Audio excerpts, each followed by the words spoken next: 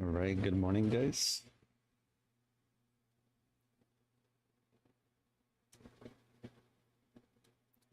I'm not going to lie, the day off, trying to wake up right now. Woke up like 30 minutes ago. Um, Give me 1 minute. I'm going to make sure my settings are right. Make sure that you guys can hear me. I know there's like a little muffle or like some weird thing going on in the on my microphone, but just test everything. Testing. Hello, hello, hello. Yeah.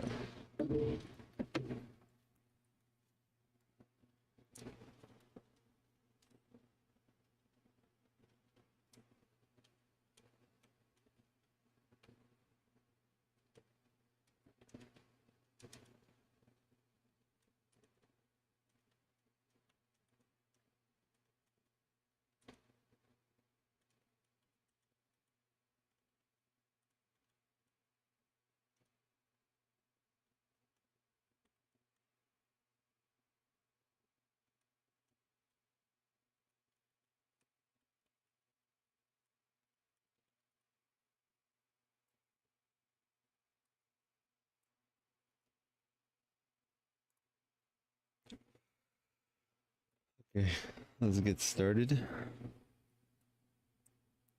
It's been a while since I've been live, so bear with me. Just to start, right? So our opening afternoon session range has just closed. Well, not closed, but just the opening range has finished, and we are taking a look at MNQ, so the Nasdaq. So top 100 tech stocks, if I'm not mistaken. And we can see that we've had a strong reaction up since the 26th. So each candle is a full day. We can see that 2, 3, 4 candles, strong reaction higher. But within here, what I like to see is this very strong push up higher. So it's really fast. We left the only green in there. That's my box right there. And we can see how price comes back down into it and then reacts higher. Now the question is if it if it wants to keep on going higher, definitely can. What I'm looking at is these two highs right here that are very close to each other. And we're gonna see if we can identify a trade going from a top-down analysis. Obviously I'm only doing paper trading, so it's not gonna be, any real money. So if anyone is watching, don't listen to what I say, just, just be careful. So we're gonna go to a 1 minute chart, having this labeled right on the daily. We can see how big of a gap, not a gap, but a fair value gap, right, in imbalance it is. So if we take the top, say 530, right, to 890, that's a good around 600 points on the Nasdaq.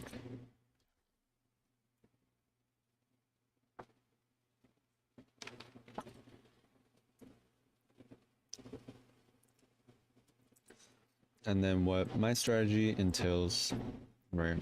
So this is what I've been doing for, I want to say like 2 years. And to make it very simple, we're gonna pretend that we have no data, right? No candlesticks prior to just today, right? So let's imagine that trading and investing in charts just came out, And we're only going to focus on from 9:30 opening to what's occurring right now. So what I like to do is to mark out specific times, right?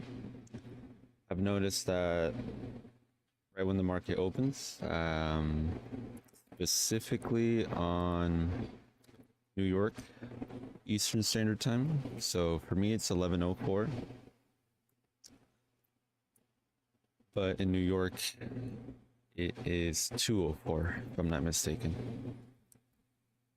So we're gonna look at the 9:30 opening to 10 o'clock Eastern Standard Time. And what we're gonna be doing is labeling out the highs and lows. So we can maybe color code it. So we're gonna make it black for the morning session, right? So we have this high, this low, and then we're gonna label also a fair value gap. So the fair value gap is just, it contains 3 candlesticks. The first one, for example, is this one, right?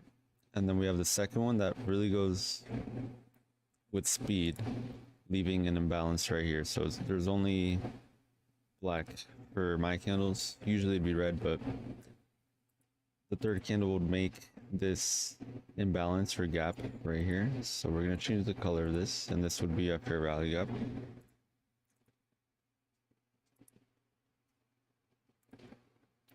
And we're just going to extend that to the right because price does want to use that in the future reference, right? So we'll just see how it looks like when we go more to the right. So now we're just looking at this, right? 9:30 and above. So what we're gonna be looking at is what is occurring in price. We can see the market open, right? And initially it did a swing high. Market then aggressively drops lower, leaving this imbalance right here, right? Next candle immediately goes above it, but then closes below it, going down lower, taking out this swing low.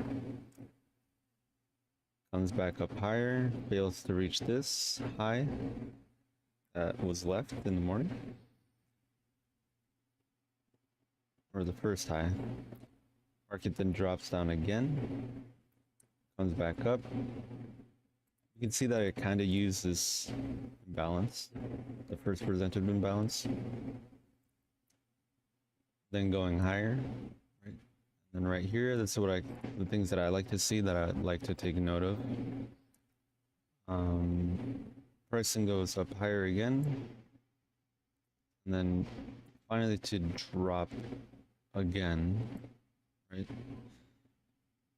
And then also like things like this, I also like to take note of, so we can see that this is occurring during the lunch hour.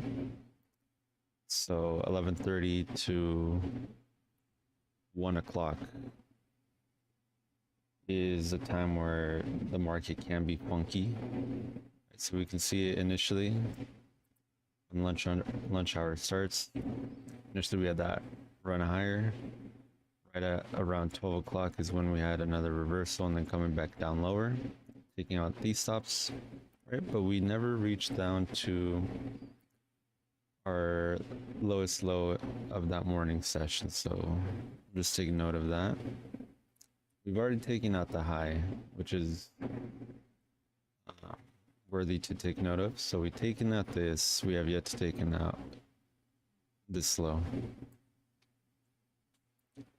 And then we can see how first presented fair value gap could be, you know, the reason that price then goes down back lower here. And so now what we're deciding is we're going to be doing the same exact thing, right? But for the afternoon session range. So just like how we did on the morning, we have in the afternoon. So 1:30 is the start of that. And the way I like to think about it is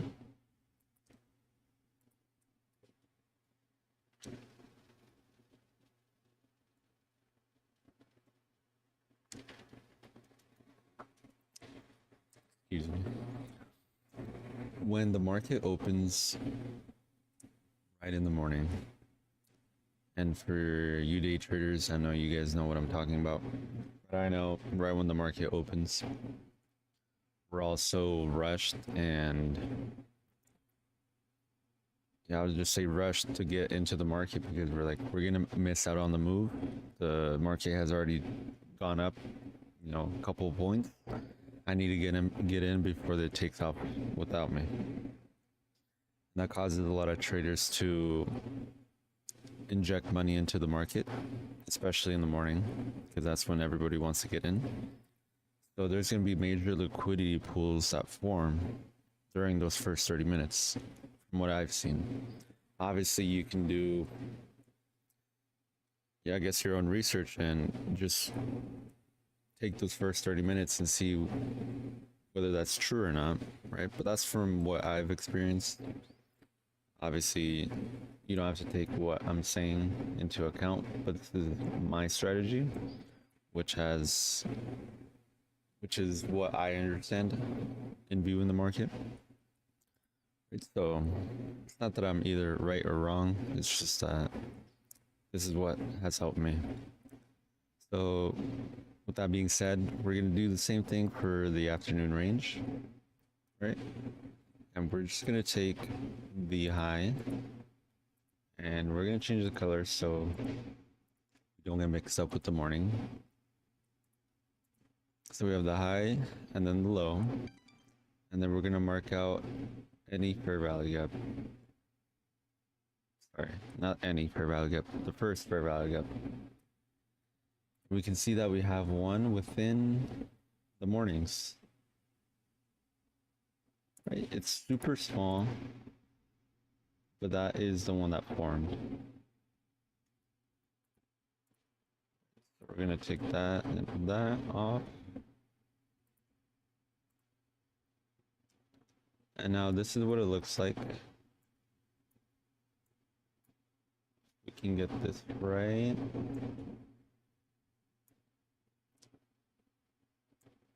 Some more candles. Okay, so this is what it looks like. We have 9:30 opening. Taking out liquidity in the morning, right? So we created this liquidity pool. Gets taken out. We left this low, has yet to be taken out. This low has been taken out, right? But we still have this low at 9:40 and this low at 12:44. Right, so basically there's, what would it be? Buy stops? No, sell stops. There'll be sell stops right here. If someone bought long here, they most likely have their stop loss. Let's use stop loss. I always get confused on the buy and sell stops, but let's say stop loss, right? So if we're long here, they have their stop loss either here at this low or this low right here, so that they don't lose any money, right? So they could have it at break even. They could have it at, I don't know, minus $50, depending on what contracts they're using.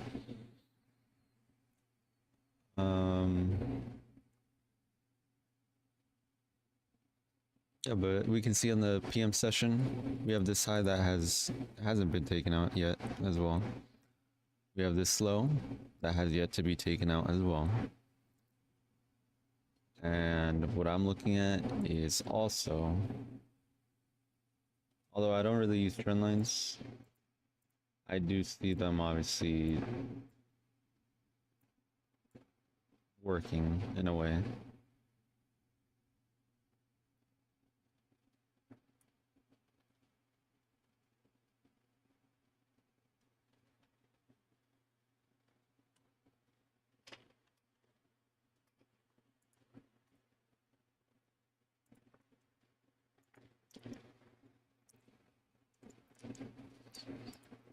So just by looking at this chart,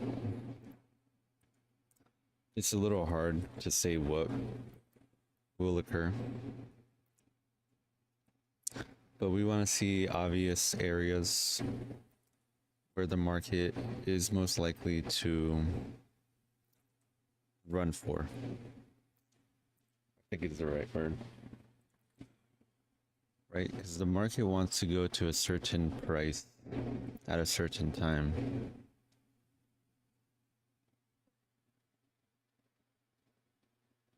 So for me, I'm looking at this and I'm trying to look at the obvious levels.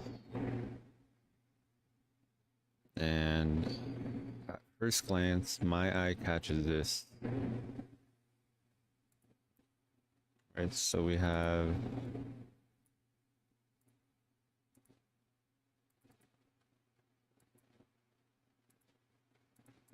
I'm gonna label this buy stops.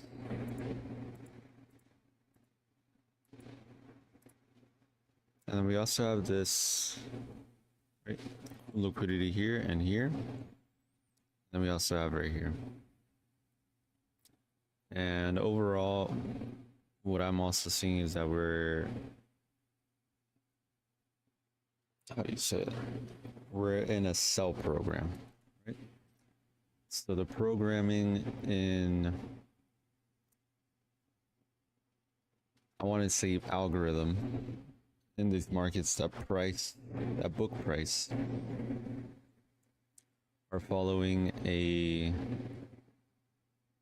program that is selling, right? So it's hard to prove that,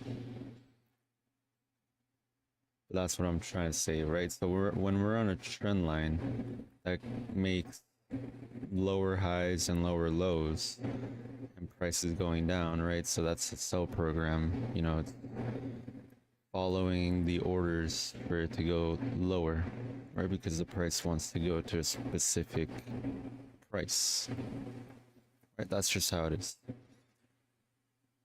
But we can see that there's somewhat of a trend line right here. So what I like to call it is a sell program, right? What I'm seeing is that initially in the morning, we had reached this high, right?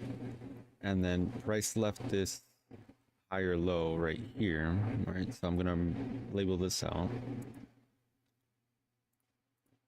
Right. And then we can see how price goes higher. Price then breaks down into this higher low. And then ultimately also just keep on going lower. But then we can see how it reaches up higher into this fair value gap, sell side imbalance. So we're not going to extend this one because we don't want to mix up our first presented fair value gaps. But this is for sure ICT's, I'm pretty sure 2022 sell model. The same can be used inversed. So instead of a lower low or a higher low, it'd be a lower high. I don't have to make sure, but pretty much what I'm trying to say is this could be, instead of a sell side imbalance, it could be a buy side imbalance. We're gonna include that volume imbalance in there. I want to make sure I have the right hook. Why can I not change this, guys? Am I tripping? No, it's locked. Okay, we included this, both imbalances, right? Volume imbalances. But when you see a higher low finally break, right? So it goes lower.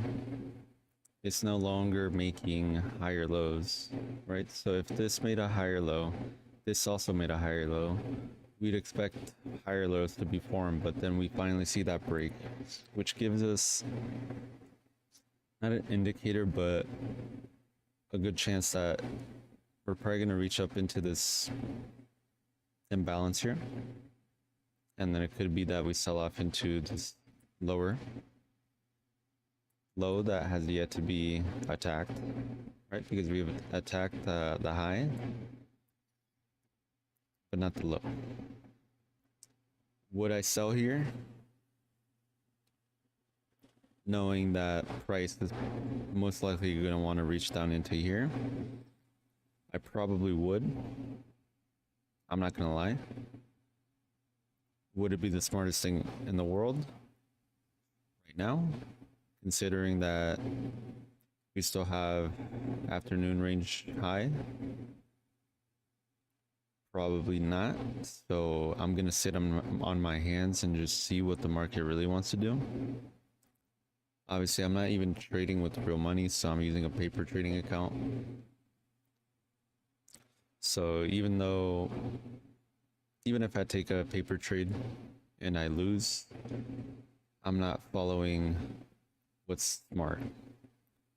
So I'm gonna try to hold off as much as I can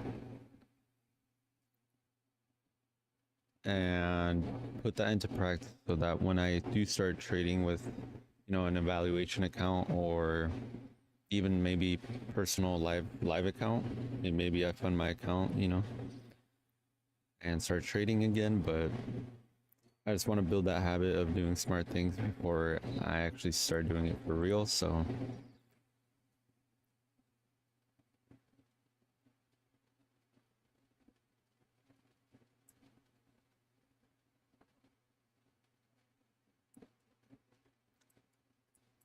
I'm trying to see if there's anything important in this chart.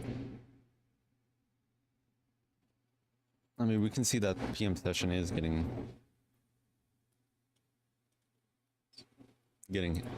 excuse me, getting hit right now. So we want to see if this wants to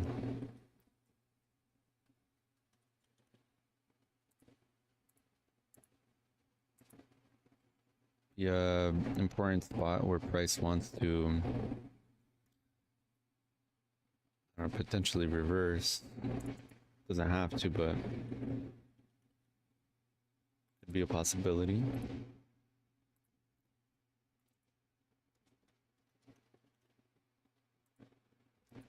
Oops.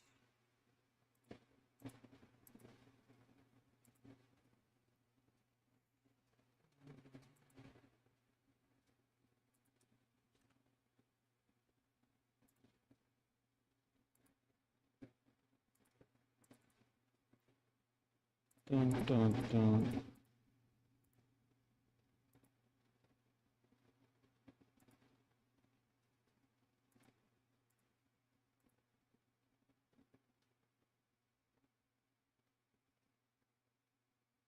Mm.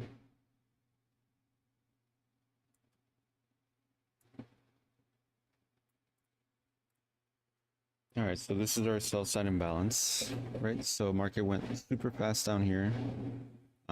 With speed, it went downhill, right? So what comes down must come up, sort of thing. I know that sounds cheesy, but you know, we can't just leave this open. Well, we can, but we want to have the market balanced, right? So since if we can just put in our mind, right, the word balanced, right? So if it's balanced, it's not imbalanced, right? So it's good. But if it's imbalanced, it's not good, right? So if we wanted to balance this inefficiency, right? So within these two white lines, right? Let's say we want to fill that in with I don't know, a crayon, right? So we want to color inside here. We can see that we colored above the 50% of the imbalance, but we have yet to color fully in. So technically speaking, this imbalance is still imbalanced. That portion left. Right, so that's important. I have seen price be really precise where the market fills this in and then drops and keeps on going lower, which is kind of crazy to think about. Let me just send into my chat real quick just to make sure not missing out on anything. Okay, I think we're good. Am I even live?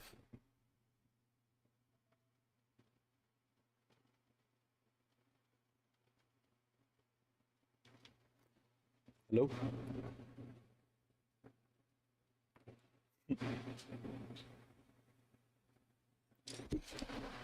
Okay, I think we're good. So I think I am going to, not financial advice, take along on the paper trades. We're gonna just put a market order here. Realistically, I don't want to see this low get taken out, so we're gonna put our stop loss right here. I guess we can put it on AM low, but if it's gonna reach for here, it's most likely gonna reach for the AM low as well. So realistically, I just don't want to see any lows being taken out. Our first objective that we can reach for, referring back to the AM session lows and highs that we've been talking about. So we have first presented for value gap, right? For the morning, this big red box right here, right? That's our imbalance. We also have the very small one within this, right? So we'll make this white actually, just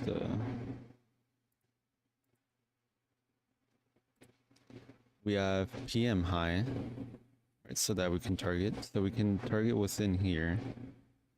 So that's, if we were to target this PM high, that would be a 2-to-1 ratio on our trade. So every dollar that we put in, we're risking $1 for 2, in other words. If we wanted to try to go for a little bit higher, right? So we have this high, we also have AM, right? So morning high. And then we also still have this imbalance here.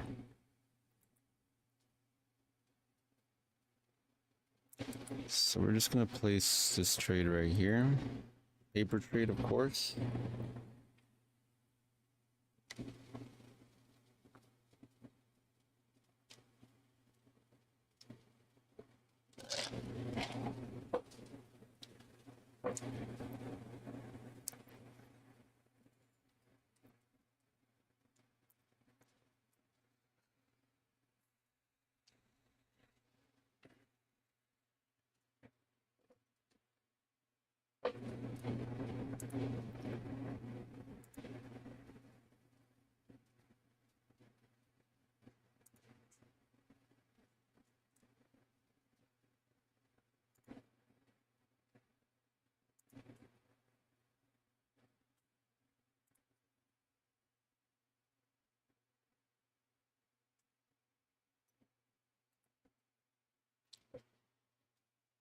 So I'm trying to ask myself why I entered this trade. Why long? It does feel like I'm fighting the current. And for me, in my mind, I see this PM low. That's good. I see this PM low acting as, I guess, a trigger right when it takes out that low for it to be like, okay, we've gone too far, not too far, but we've gone far enough for us to then finally make a reversal and let's go higher, sort of thing. Let's create some liquidity first, or take out stops before we take out the morning's lows. Right, so I know that paper trading is nowhere near what you feel in an actual account. I guess I kind of do want to share a story on my live account that I had. And I was sitting on my couch one day and I was going through I had like NFTs, right? Non-fungible tokens. basically you own art in a way, and these pieces of art were kind of like collectibles. It's kind of like Pokemon cards, but like digital. And they went super crazy, right? But it's dropped probably 95% in value ever since they reached their peak. And I had a couple NFTs in my crypto wallet, and I was sitting on my couch and I was probably doing nothing, and I was just like, what if I take out, I saw one NFT which was like worth like $40 at the time, and I said, what if I transfer that over to my Coinbase, and then I transfer it from Coinbase to a platform that you can trade futures. Obviously you can also trade like leveraged contracts on that, so you can see where I'm going with this. So I deposited money, they took fees out, so I'm pretty sure I had around like $36 in that trading account. And I remember my first trade, I think, like using the same concepts like this but in crypto. Obviously I leveraged so that I can get those big base hits, so that my account can actually have some buying power, right? Because 10% on $1 is not the same 10%, $1,000. So I'm trying to grow my account as fast as possible so that I can actually earn something instead of over leveraging and trying to go for 200% plays. And I took like 2-3 trades, the 2-3 trades within those 2-3 days or something like that. 36 became $100. Those $100 became 3, and then I remember reaching like $500, and I was just like, whoa, look, like this run is actually going pretty good. Like, I've done it before where I increased my account, but then I end up losing it. And this was my second time around where I was just like, okay, I'm going to try to do my best to actually protect my account, right? I'm not gonna over leverage now. I'm gonna play it safe. I'm only gonna risk this certain amount in my account so that even if I lose a trade, I still have 10 other opportunities, right? So I remember reaching like $1,000, and I'm already thinking, like, whoa, like if I can do this every week, if I can make $1,000 every week, that's $4,000 in a month. If I can make 4,000 in a month, that's 12 times a year. That's $48,000 in a year. That's more than my annual income. I can probably like, eventually be able to like do this full time, right? And I think that's the problem that can hold you back, where you're already thinking about, not that it's bad, but like, you're just thinking like, oh, I'm gonna win. You're thinking too far ahead and you forget what's happening right now. And what eventually ended up happening for me is I reached, I think the peak was $8,063 in that account from $36, which is crazy returns, obviously. But I remember certain days, like I felt I wasn't even there. Right? My family's talking to me, my sister's trying to tell me a story. My other sister's trying to talk to me as well. But I'm clocked out. Like I'm not even in the present.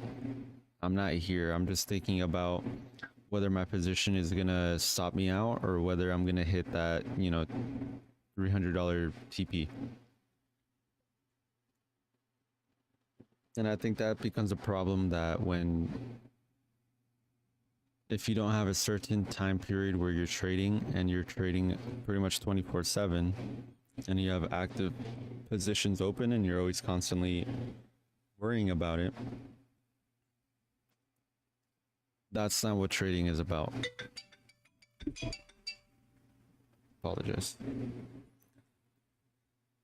So I remember some days, like literally, like I remember I was in a Christmas vacation, you know, heading up north to see my family. And during Christmas, you know, like everybody's celebrating, everybody's, you know, hugging each other, giving presents. And I remember just like not even being there. I'm just like, oh, like I wonder what my position's at right now. And let me open my phone. Let me check how much I'm in profit. Obviously, I was trading out of my mind that time because you know my P&L was pretty consistent, but there were some days where I would lose $500, $1,000, right? And I would go crazy. I would literally like, I'd pretty much tweak out. I don't know how to explain it. It was just like I don't know how to explain it, but I would just like yell at myself. Not yell, but like, I don't know, it was some weird behavior where I would just, I don't know how to explain it, but I also felt some anxiety as well.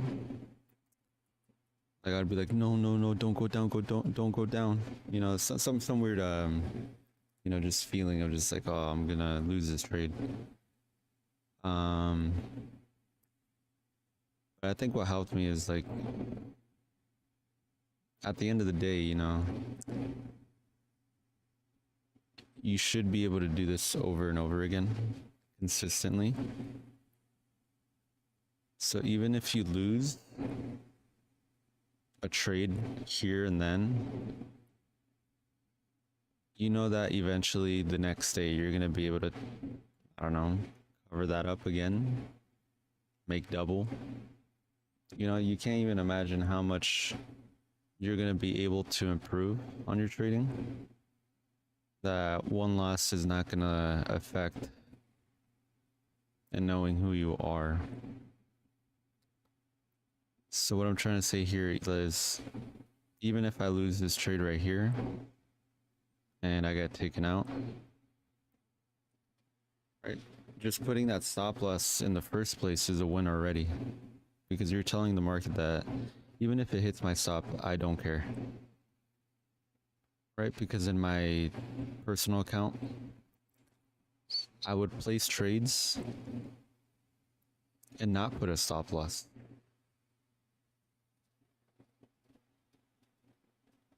I would be in a position worth $8,000. And I wouldn't over leverage on that, right? So I'd only put, you know, 1x leverage, sometimes 2, right? But never more than 2 when I had a like couple bands worth of position size. In the beginning, it was fine because that was, you know, only 36 bucks that I can potentially lose. But when it comes to big amounts of money, you better lower that leverage, because within 15 minutes you can literally be taken out, right? So that's very important, to be in control of your leveraging, right?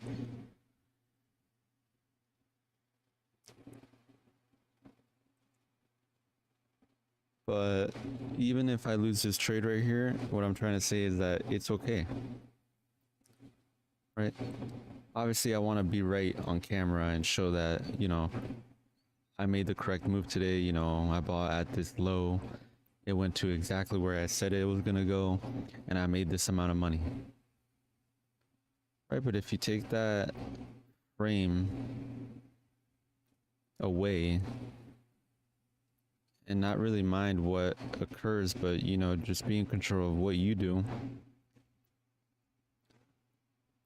you're gonna be all right with whatever happens, because you did what you could do, right? And what is it that I'm doing here, right? What could I do? Well, I'm already in the market, right? I'm already placed in order. What else can you do? Well, you can put a stop loss, right? Because my other account, sometimes I would have put a stop loss. I'd be in a trade for Sometimes 2 to 3 days. Just constantly checking, oh, did my position go back to break even? Right, I was down 1,500 in my account. I'm down 25% in my account.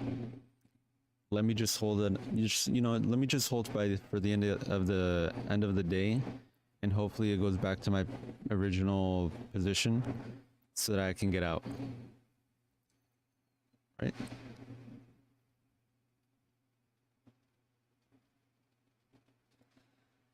I'm just remembering those times, like I would not put a stop loss, and that would literally just force me into a trade I didn't want to be, and I would just be the whole day just constantly worrying about, like, what if it goes down lower? Or I would sometimes get pissed off, like, why is the market not going back to where I entered? No, this is not fair. Like, it shouldn't be doing this, right? And who am I to say what the market should or should not do?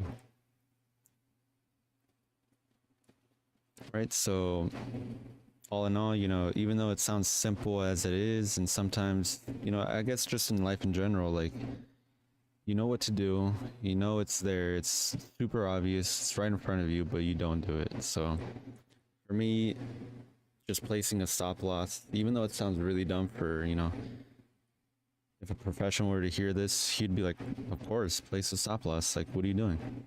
Right? But I think you just have to be, make sure you click that in your head. So like, you're like, okay, yeah, obviously place a stop loss. So that's what I've learned, right?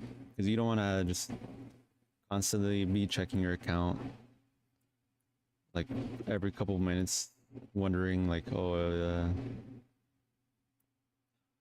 you just don't want to do that, right? It's more stress for you. So I think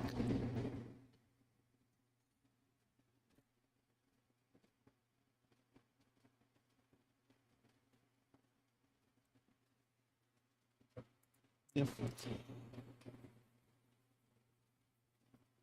But I'm not gonna lie, those times when I was trading that account, it was unbelievable. I would do exactly what I'm doing right now. So I would go minute by minute. Well, originally I would do like a daily chart. So I could probably try to show you guys. So I would go to like a daily chart, right? And I would go by candle, like, okay, what's going on, right? Like, what's most likely to occur here on this candles, right? On a day-to-day basis. Right, so we can see like, okay, we went down lower on this day, this day, this day, this day, this day. Okay, what's this candle most likely going to do? We opened all the way down here, right? In the very beginning, just immediately just jump straight back up, right? So let's say we were only seeing this candle and before. We have yet to see all these candles. So I like to imagine sometimes, like, start new, right? So as wait, not like that. Leave. It's kind of hard to imagine when it's already there. So sometimes I like to imagine, okay, what if the next day were to appear? What's most likely to occur, right? So do I see this being a red candle that goes down lower? Or do I see this being a green candle and taking out this high and going back up higher, right? That's how I like to start. Obviously, it's easier said than done. But if you can start imagining, okay, this next candle that when this day ends in 2 hours, right? Is this likely to be green, or would it be red and keep on going down lower into this fair value gap, right? And then what I would do is go to a 4-hour chart. And we can see that we have fair value gap here. We could have a potential order block. Right? We don't have any fair value gaps on the 4-hour time frame in here. So it could be that this is all balanced in here on the 4-hour time frame, and it could be that, since it's already balanced, we can just go straight through it. right? But then the question is like, why would the market then drop down, you know, from this high to this low? Why would it do that? That's a very good question. Do I know the answer? I don't know, maybe just because it wants to. Why does it want to? Another very good question. Well, could be that there's imbalances, right? It could be that there's liquidity that needs to be taken out. It could be that it's creating liquidity on either side so that I can keep on doing what it's doing. But we can see on an hour time frame, we have that 1 hour fair value gap. Right, we can see the bodies of the candles respecting this. Even though the wicks, let me go back. Even though the wicks did go below it, the bodies of the candles are staying above it. Right, so it's kind of coloring outside the lines, as ICT would say. So we're culling out outside the lines, but it's okay because, you know, we're gonna come back into the outline of what you're coloring, and we're gonna go back inside the lines and keep on doing what it's supposed to do.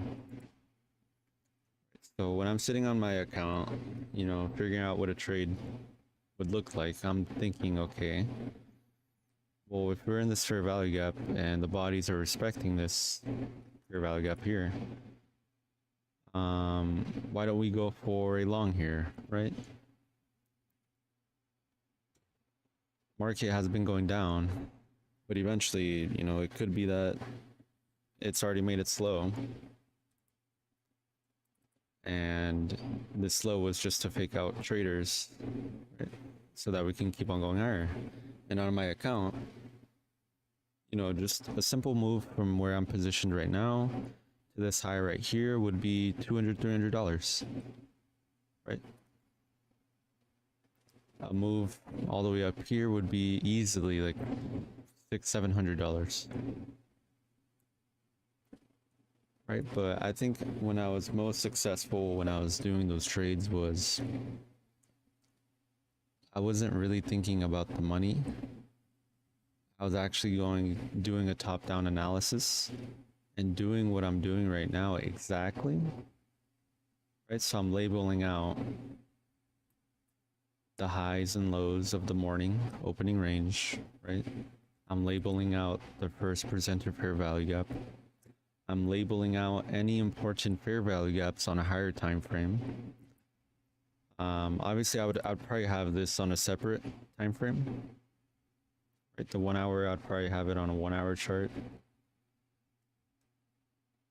But we can see like right here, right? So the market comes down. We expect price to come back down up higher when the fair value gap hits, but we can see it wicks down below it.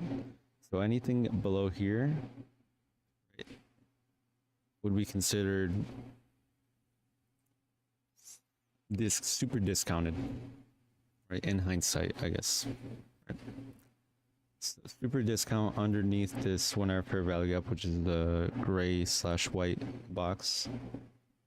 And we can see anything above it obviously would be premium level.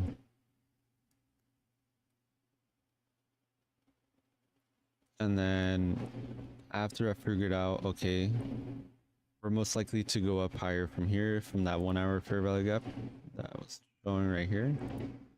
So this candle right here exploded up higher, leaving this imbalance, right? So then my next train of thought would be, okay, if we are to go higher, right, obviously we'll want to capture most of the move. We don't really want to leave money behind, right?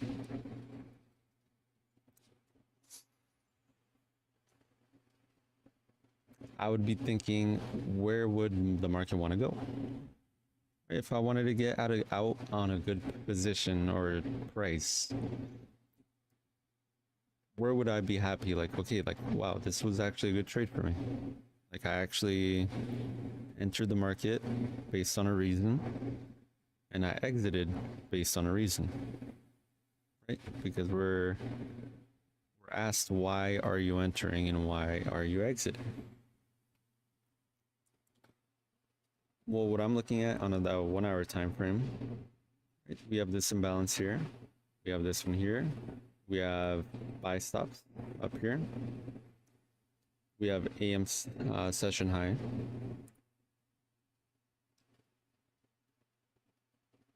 So I'd be looking at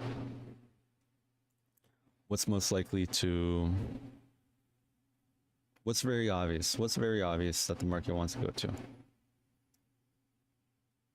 For me, it might not be obvious all the time, right? I'm not gonna lie. Sometimes my trades on my live account, I would be confused and I wouldn't know.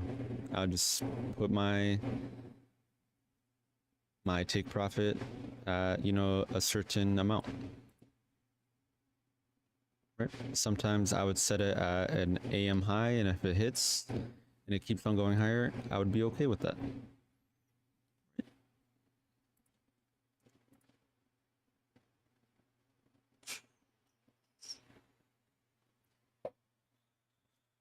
Oh, it is hot in here.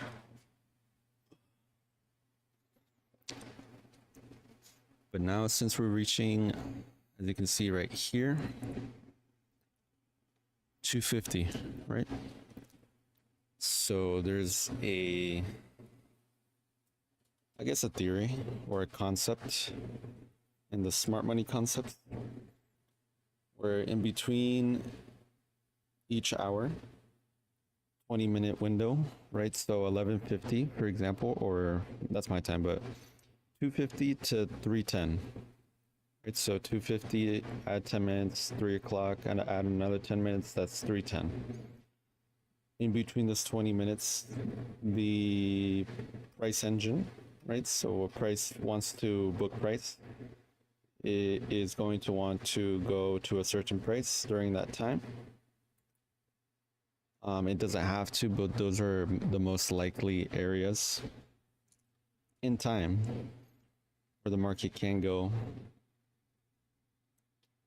and deliver what it needs to do.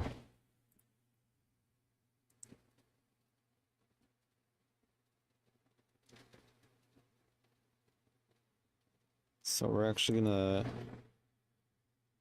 get rid of this 1 hour.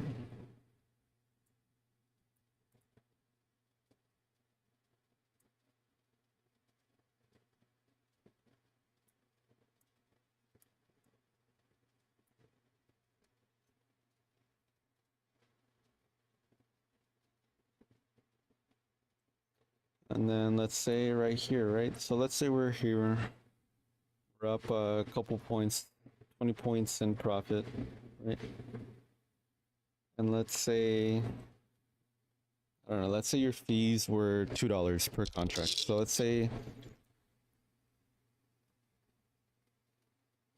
even if if my trade goes back to break even, the most I can lose is $2. Because at the end of the day, we don't want to lose money. So, like I said, I put my stop loss right here because if it reaches here, it's probably going to want to reach here. So why put my stop loss on the AM low and lose an extra $30, right? So now I don't really expect these lows to be taken out, because if it does, this one will get taken out too, right? The start of this move higher right here was this candle right here. The most I can lose now is $10 plus another minus $2. So what, negative $12 in my account? If you have an evaluation account and the most you can lose is 2,000 on a 50K account, you know, it's not that much compared to what you can lose, right? And then the start of this move higher, potential higher, right, would be this candle. And so we also have this, right? So now we see that our stop loss is in profit. the most we can lose is this minus commission costs, which is like $2. So we'd be up $14 even if our trade goes back on us, which is pretty nice, you know. So this is kind of my strategy. Place a stop loss on the market where the market should not go, right? Enter the market where you think it's most likely to reverse. And the most important thing is based on time. Right? Because even if we entered here at 151 and initially we were up, it came back down multiple times, right? At different times. And it even went below our target or our entry over here, let's say. It went up higher and then again, it came back down. And then it went up higher and then it came back down again. Right, so there's good entry points, but then there's also even better entry points based on time.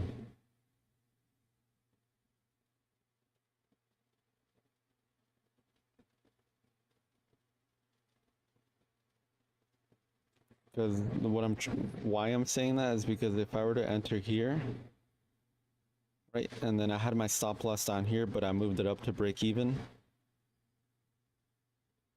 right, what's most likely going to occur is that the price comes back and it takes me out because I put it back at break even. Whereas if you kept the stop loss over here and you let price do its thing, it could have been that you let the trade, you know, keep on working out.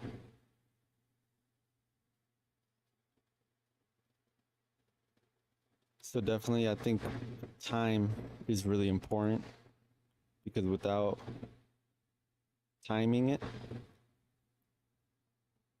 it's not going to let you to capture the move when it's the right time. You can get a good price, but you know, like I said, it could come back down to your price until it's ready to actually move and do its thing. It's not going to move. And I'm going to label the last.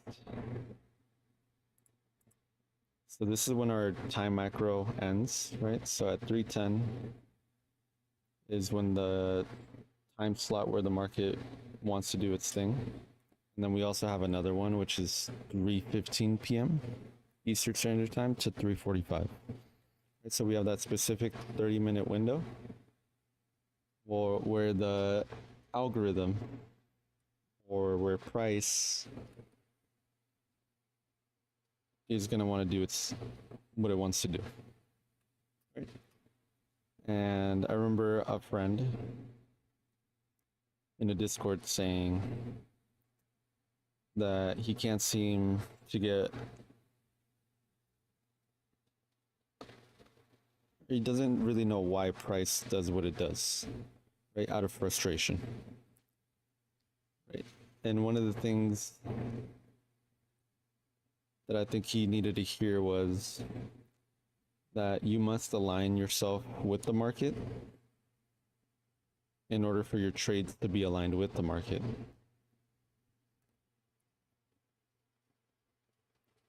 Right, because many of the times that we trade, I think we think that the market has to do what we tell it to do.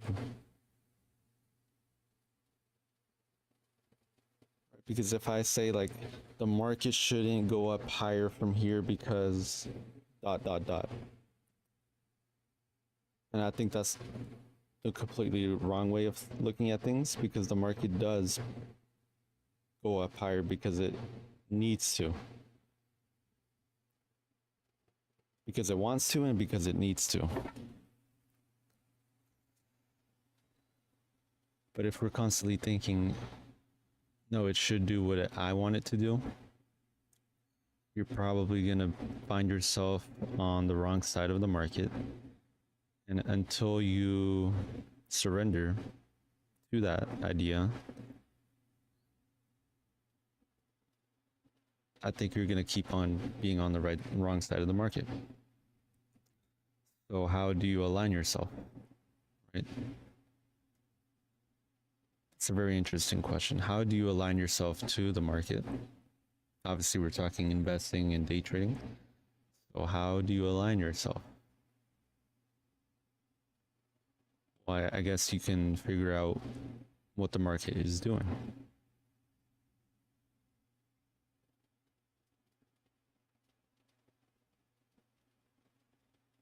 How do you get on track?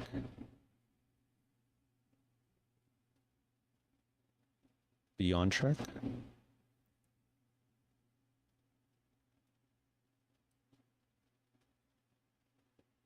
Well, you can start, I think you can start acting like you're already on track. Right? Sometimes you need that little confidence, like in yourself, saying like, I know how to trade. I know what the market's doing. Oh, we just hit this 1 minute fair value gap, went up higher, created liquidity, came back down into that 1 minute fair value gap, collecting orders here. And now we're going to take out this high that it engineered with this first minute. Right? That's just an idea. It doesn't mean that I'm right, but you know, you can start acting like if you're right. Okay, we just hit this first presented fair value gap in the morning. Okay, we're going to hit this fair value gap. We don't really want to see price go back down lower, and if it does, then we're going to get stopped out because the market shouldn't go back down lower, right? And I'm saying it shouldn't go back down lower because I'm trying to be aligned with it. So if I'm aligned, I'm going to say, if this market is going to go higher, it shouldn't go back down lower than this. And if it does go lower than this, then it's not going to go higher. Right? So there's a lot of if-then statements when it comes to trading. Because if this happens, this is also most likely going to occur. But what I'm looking at is if this were to occur, then that's not going to happen right there. So if the market wants to go to this AM high in the morning, right? Which we've already taken out liquidity there, so you also have to take that into account. But if the market wants to reach here, then the market shouldn't break this trend line that has higher highs, because if it does break this higher low, then the market is most likely going to make then lower highs.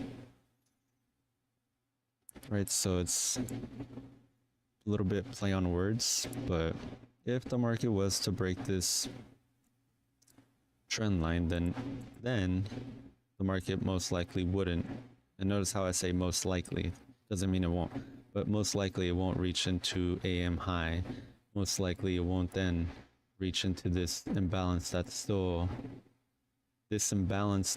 is still not balanced on this little portion of the market right here. If then this trend line breaks, then the market won't want to reach this buy stop up here.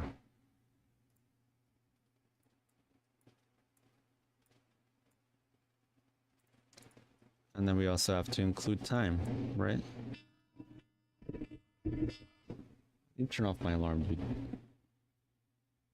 He's freaking giving me a mini heart attack. Okay. So if, let's just make it an experiment. If the market does not reach AM high by 12:30, then the market most likely won't want to reach the imbalance by 1 o'clock. So now we're putting specific time periods, right? Timed goals within our trading, which helps us to identify on being aligned and on track, right? And I think sometimes it's hard to be on track because you don't really know where the track is, but you have to find it. Right? And I don't think it's also not. It's not really also trying to find it, but it's just realizing that you're already on it. I think you just have to realize it. You don't have to find it because you're already on it. Yeah, I don't know. What do I know?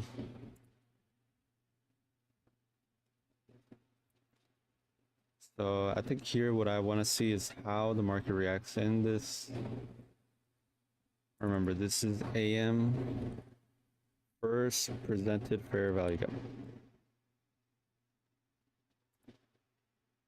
Inside right. Boom. We have this very small one. First presented PM first presented fair value gap.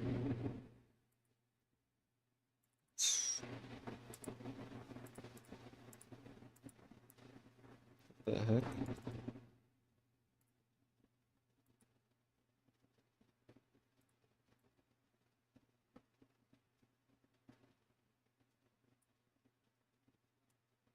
Okay. First presented fair value gap, right? PM. Bigger one, AM.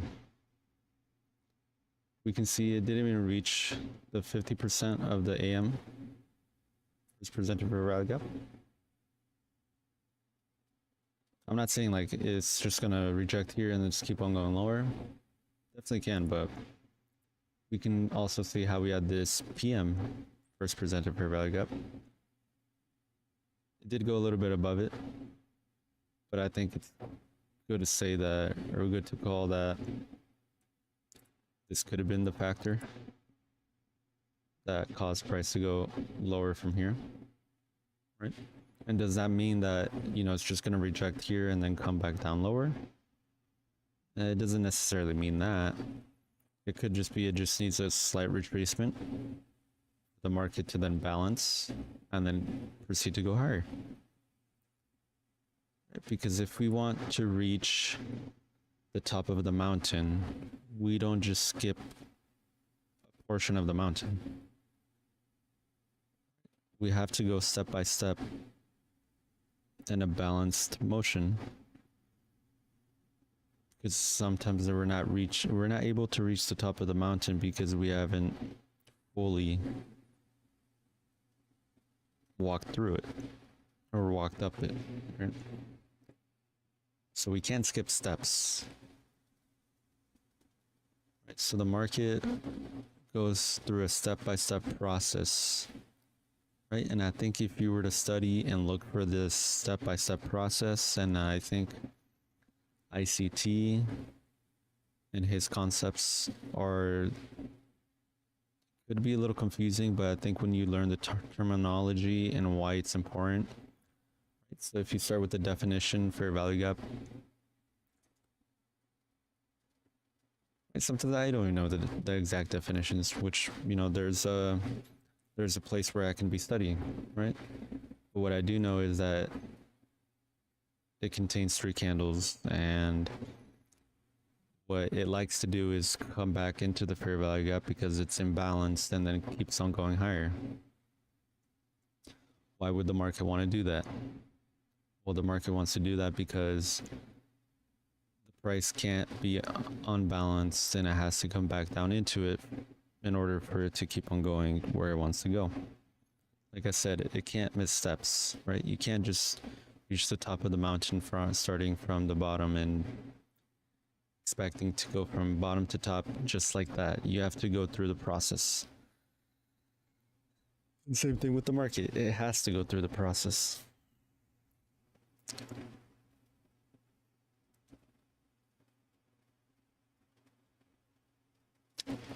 I will be right back. I am going to get a water, but I'll keep this on the screen.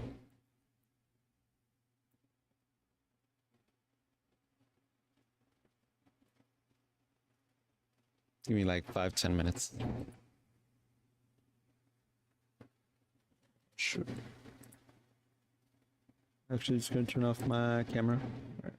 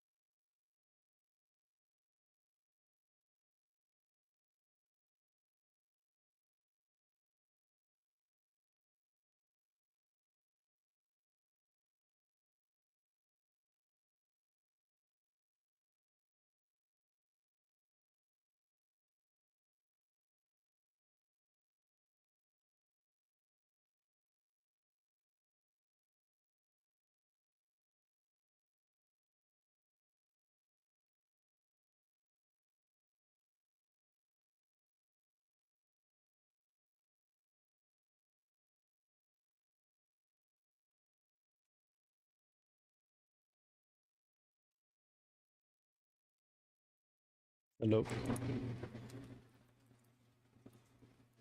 All right, so going back to the if-then statements, right? Higher high, higher high, higher high, higher high, higher high, potentially higher high. This is our highest higher high. Higher high.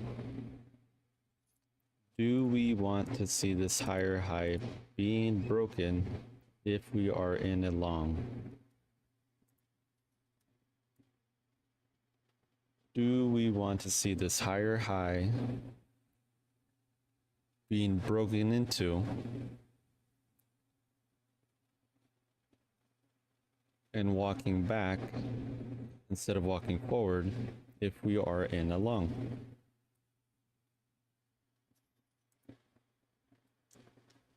Obviously not, right? Why would we want to see our position go back down lower and break this higher high? It potentially reverse. So we want to keep on seeing these higher highs. That does not mean that if it does break it, then the market will then go down lower.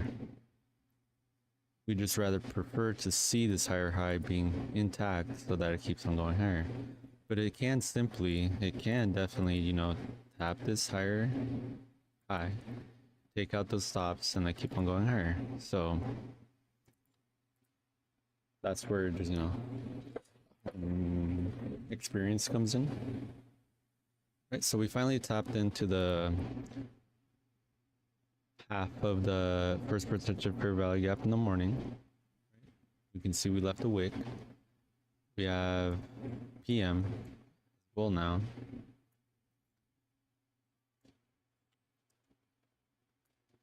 And I guess for me, what I'm trying to figure out is, you know, I'm asking the question, why isn't it producing more speed, right? Why is it taking so long for it to reach higher?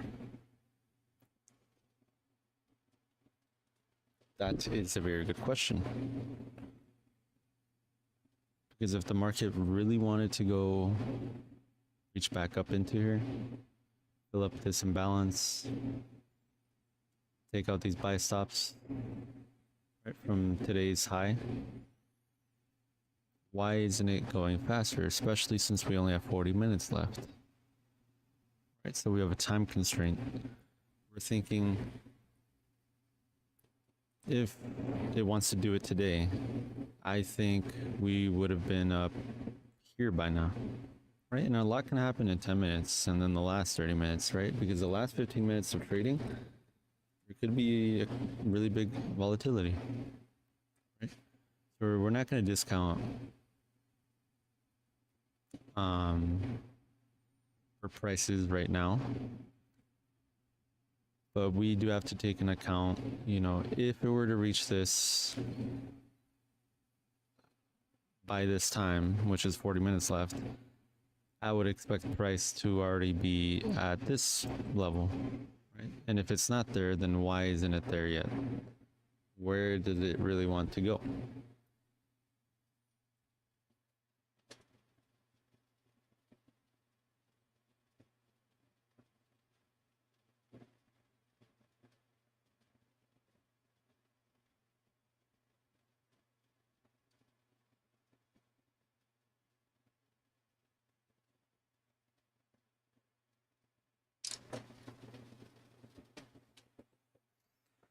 So we see that higher high that got taken out.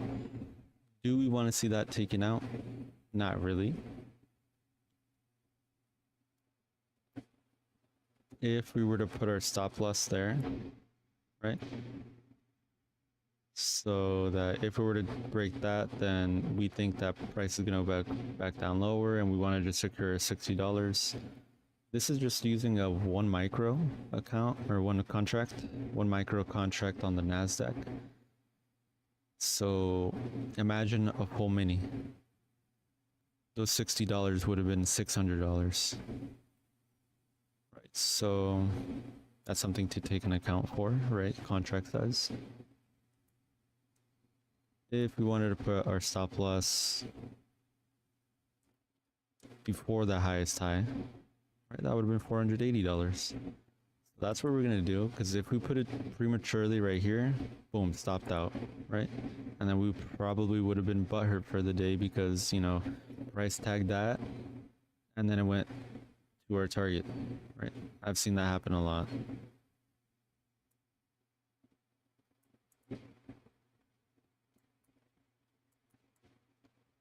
Okay, so we're gonna set it right there. I think that's our original.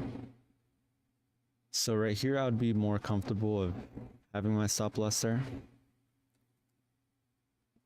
And I think that's what we're gonna leave it at, and we'll see what happens, so.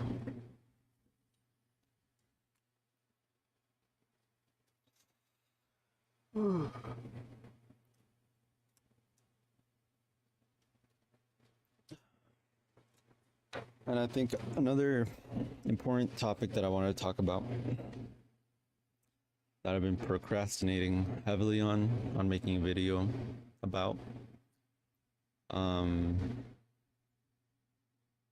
guessing you guys probably don't know, but I have a TikTok account that I post my journey of getting a first payout. Right, it's also on this YouTube channel in my shorts section. I basically use prop firm accounts. So it could cost 80, 100 bucks for a $50,000 evaluation account, right? And the goal is to reach how we're doing right now. So traded right now, we're up 70 bucks. The goal is to reach $3,000 with specific rules that each prop firm company has. And the goal is obviously to make a profit without losing a certain amount as well.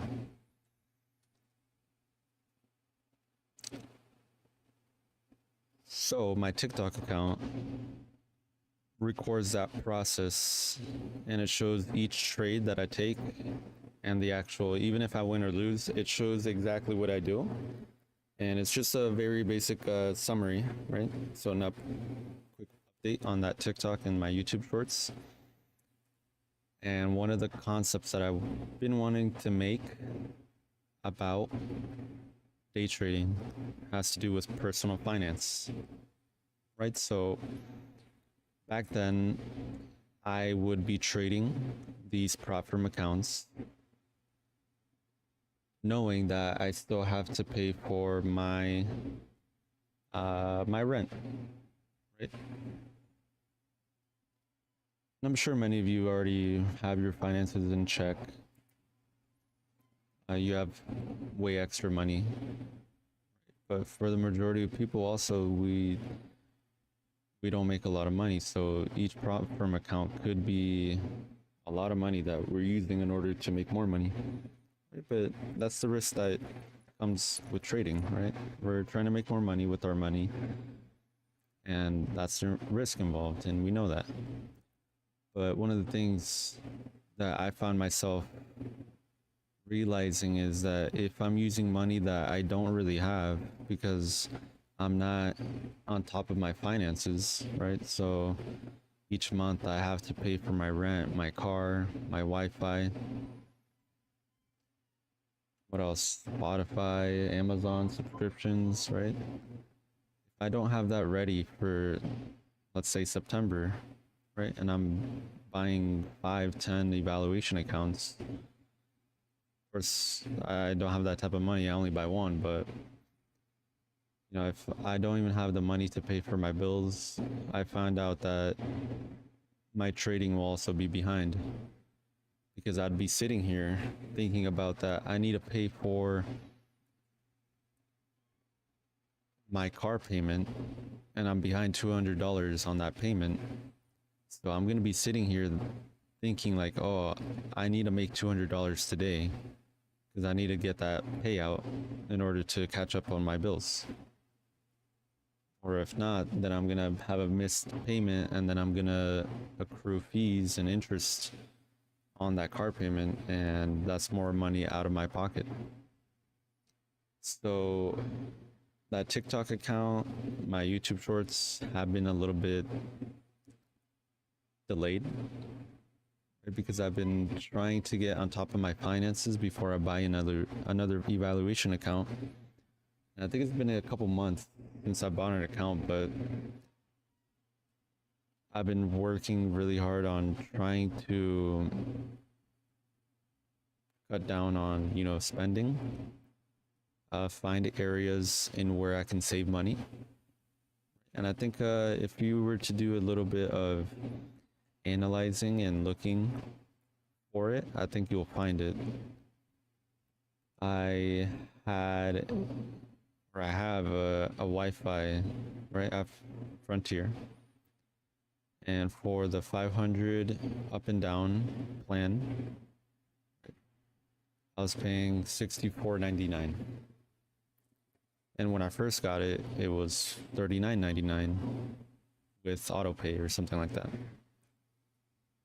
And it went from $40 to 65, so that doesn't sound like a lot, but when you add up the totals, that's 25 extra per month times 12. Let's say, I don't know, 270, 25 times 12, 10, 300 bucks. I don't know. You do the math, but that's 300 extra bucks. That could be going back to my pockets. Where can it be going to? I don't know, maybe you have car debt that you can pay off a little bit faster. Maybe you don't have a savings account. Maybe you can fund your emergency savings account so that just in case you don't have a job, you have a couple months to find another job. I don't know, maybe you need to fill your Roth IRA or this month's contribution to hit the limit each year, so you can secure your retirement, right? So you don't have to worry about money when you're 60, 70 years old. Maybe you want to buy a prop firm account and start an evaluation, right? So these accounts are not cheap, right? So it's like $100, but then you still have $200 left over. Where can it go? Right, so I know there's a lot of areas maybe in your finances that you can check, right? But it just takes time. But the good thing is that it only takes one comprehensive check that could save you a lot of money. So I was able to actually drop my $64 payment, or 65 bucks, down to $30. Right, so it was 40, it went down to 60, or it went up to 65, and then it went back down to 30. Right? And that's because I took the time to tell my Wi-Fi provider, I seriously can't afford this. What other plans do you guys have that I can use? And they were able to give me that $30 plan. So that's $35, and I'm actually going to give you the exact amount. So that's 35 bucks a month that I'm saving. That goes back to me. 35 times 12. So in other words, I'm saving $420 every year on income that I can use freely. Another area is if I were to have a $400 car payment, right? If I didn't have that car payment and my car was paid off, obviously that's the dream, that's the goal, I guess.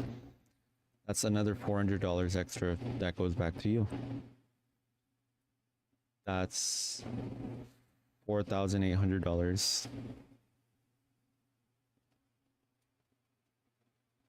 Let me make sure the math is right.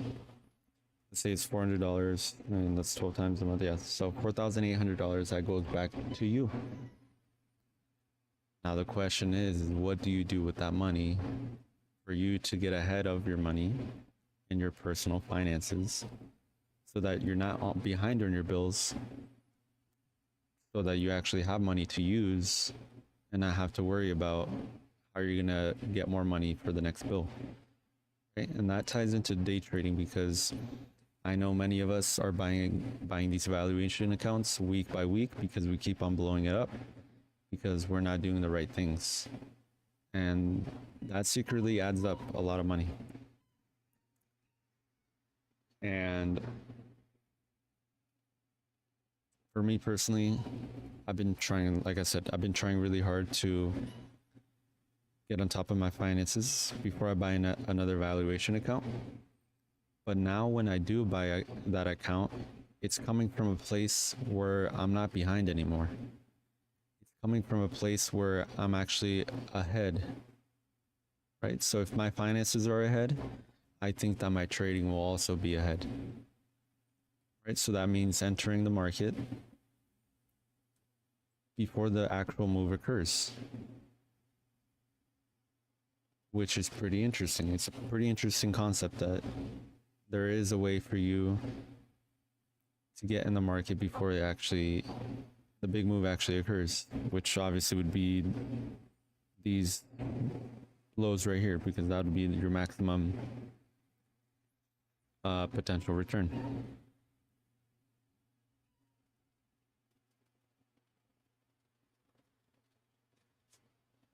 So even though $48 might not sound like a lot, it is a lot for me. Right, in my mind, I'm thinking 50 bucks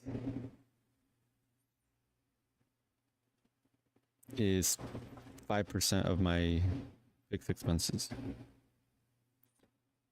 If it were a micro account, or I mean a mini, right, a mini contract, you can see up here micro. If it were a mini, it would be times 10 of this amount. So it'd be $480 just in one trade. So even if I get stopped out, I would be up 480. So if you can find a system where the monetary amount that you see here does not matter, what matters is how many points are you getting from that trade. Because this same 30 points on a micro compared to a mini contract is completely different. So obviously we got stopped out, but we stick to our rules, right? So even if I were to finish trading today, I'd still be up around $45. And even though that doesn't seem like, oh my gosh, that's a lot of money, my account is up, you know, this is a certain amount. At the end of the day, I still have my account. I still have another trading day to go into. And as long as you don't over leverage, as long as you put a stop loss, as long as you're trading for a reason and not just trading to make money, and you stay on top of your finances, I think you'll be a better place than you were before. And if anyone hears this message and needs help with their finances, I will provide a Discord link that you can find me in and answer any questions that you may have. I know a lot of people give personal finance advice, but what I really like to do is get into the details of exactly what is going on instead of just giving you a basic, here's what to do. But instead of, I like giving the how to do it, what to do. So with that being said, I think I'm gonna close this trade out, this video out, this live out. And I appreciate you guys that are listening. And I will see you in the next one.